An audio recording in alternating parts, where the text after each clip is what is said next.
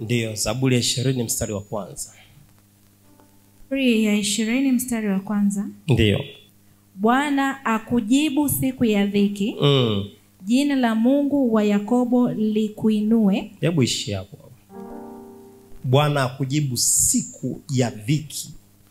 Umeona hapa anasema Bwana akujibu siku ya nini? Siku ya dhiki ni nini? Dhiki ni nini? Inaweza kuwa ni changamoto, baraa, magonjwa, vurugu, changamoto zote. Lakini hapa maandiko yanatuambia kwamba Bwana akujibu siku ya dhiki. Siku ya... Kwa nini amesema siku ya dhiki?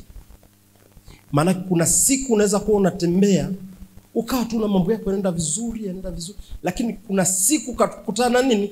Na changamoto. Mimi nakutangazia kwamba hiyo siku ya dhiki yako ujibiwe. Pokea katika jina la Yesu Kristo. Siku ya dhiki, siku ya changamoto, kwa maana hii wiki ni wiki ya kukumbuka kwa nini? Kwa sadaka zako. Siku ya dhiki. Kuna kipindi unaweza kuwa umepita kwenye mazingira fulani hivi, lakini mambo yamekuwa magumu. Na kutangazia ya kwamba ujibiwe wakati huo. Wakati umekutana na changamoto, Bwana asababishe msaada. Bwana asababishe majibu.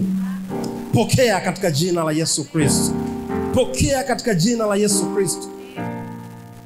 Ndio. Mstari wa pili. Ule wa kwanza. Mstari wa kwanza. Bwana akujibu siku ya dhiki. Jina la Mungu wa Yakobo likuinue. Jina la Mungu wa Yakobo likuinue. Jina la Mungu wa Yakobo likuinue. Pokea katika jina la Yesu Kristo.